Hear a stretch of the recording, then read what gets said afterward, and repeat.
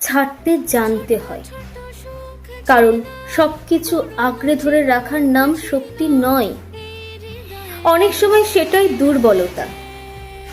জীবন কাউকে সবকিছু ধরে রাখার অধিকার দেয় না।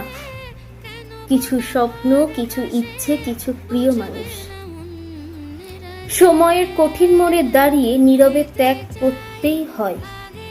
ত্যাগ কোনো পরাজয় নয়, এটা নিজেকে শক্ত করার একটা নির্মম শিক্ষা। যে মানুষ ছাড়তে পারে না, সে জীবনের কঠিন সত্যগুলো মেনে নিতে পারে না। তাই ছোটবেলা থেকে শেখানো উচিত, সবকিছু নিজের করে পাওয়া জয় নয়।